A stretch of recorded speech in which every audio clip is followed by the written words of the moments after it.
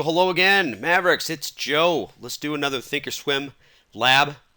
This is going to be Sector Strength Watchlist, something that I have found over the years to make things much easier when it comes to analyzing relative strength and weakness just at a glance.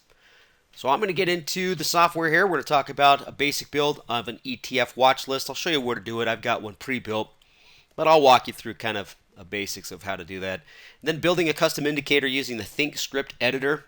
I am not very good at programming anything at all, but the ThinkScript editor is cool because they're pre-programmed for you. You just kind of select from a list and then just put the parameters you want, and it becomes its own column inside the watch list. So we're going to take that and compare the relative strength. In my example here, specific to the S&P.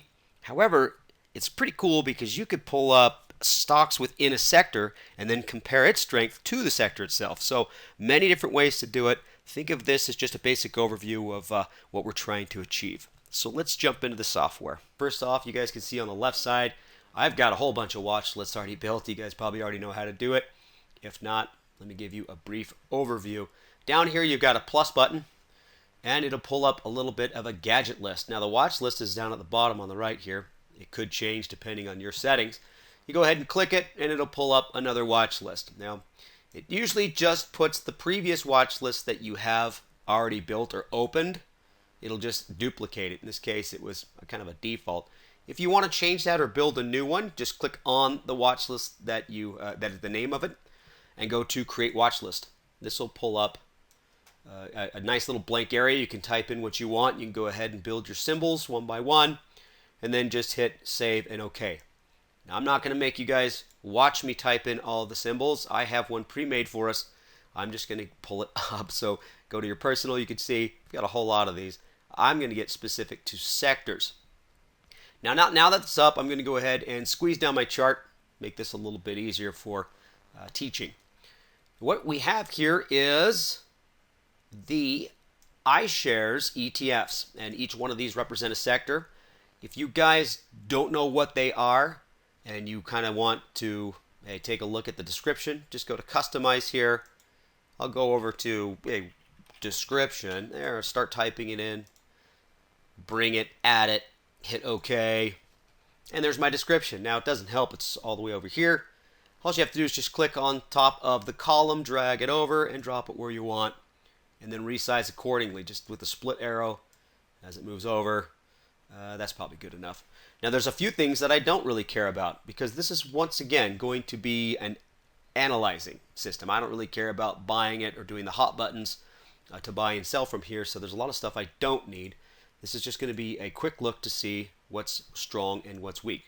So I think the symbol description and last is good. The net change, I'll keep it up, but I don't need the bid and I don't need the ask, so I'll just remove these items as so and hit OK. Resize accordingly, because what I want to get to, okay, good, that's there, is I want to add the percentage change. So let's go to Customize again, and you can see that we've got all these things to choose from. You guys don't know this, but if you scroll down enough, you'll see Custom.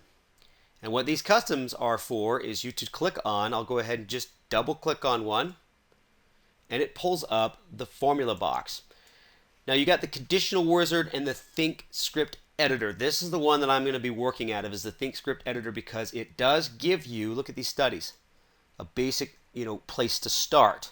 Your RSI moving averages, and then what we do is we put in the parameters and fields that we want to see accordingly. So what I'm after, folks, is a percentage change. I'm going to just type in percentage, and then it'll eventually populate what I'm after. Percentage change, and I'm going to do it in two different ways. I like a shorter term percentage change. I'm going to use a 20-day moving average, about a month's trading, and then I'm also going to do a midterm, a 50-day moving average. So it shows about almost 3 months. So all I have to do is, now that I have the percentage change in here, is get over here and type it to the duration. Actually, you know what, folks? I'm going to go 50, and I'll tell you why, because I've already built a 20 before teaching this class. I'm also, since I'm here, going to go up to the column and change it. This is going to be 50-day, and I'll just put it 50, and I'll just call it a percentage because I know what this is going to be. You can do this on different intervals. I'm going to keep it as a day to keep things all clean. I'm going to hit OK. All right, and there it is. Now I can just delete, there it is. As soon as I clicked it, it populated that I did change it. So now I have the 50-day. Since we're here, without going back, I'll show you that if I type in 20, you can see I've also built a 20-day. So I'm just going to add that as well. So I'm going to hit OK. And now I've got to resize everything to where you guys can see these. Okay, so here's the fun part. Now you guys know that you can sort columns. Actually, this is just, I'm a little bit AA here. Or I should say ADD. I wanted to put the shorter term in front of the longer term. Yeah, whatever. So by clicking on the column, it sorts it. In this case, it's going to go from the largest loss to the strongest. Now what's really cool about this, I believe I have it in here. Yes, here's my SPX. I'm going to right click on this and I'm going to go to mark the row. And now that this row is marked and I click on these things, I will know what is outperforming or underperforming the S&P visually. What's really cool about that, so I clicked on 20 days. Looks like the SPY or the SPX is down 8.83%. Anything above it is underperforming. Anything below it is outperforming. Pretty easy, isn't it? All right, if I wanted to do it with the 50-day, I just click on the 50-day and it would do it also as accordingly.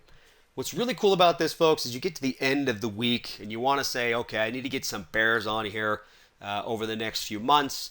I've sorted it already. Here I can see, oh, I've got the consumer discretionary, telecom, and tech. Those are the three weakest sectors. I could also come over here and say energy and consumer staples are actually doing pretty good considering where the SPY is, or the SPX in this case.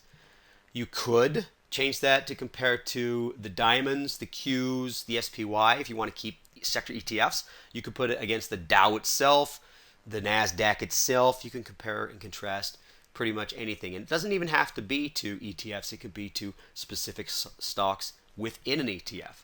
So I could type in IYC, go through what is in the consumer discretionary, and add a bunch of consumer discretionary stocks and sort it the exact same way. So guys, I thought you'd appreciate it. A little bit of a tidbit. Anytime I get some sort of a shortcut, I like to share it with you guys. So I hope you enjoyed the video, and we'll talk to you next time. Bye, everyone.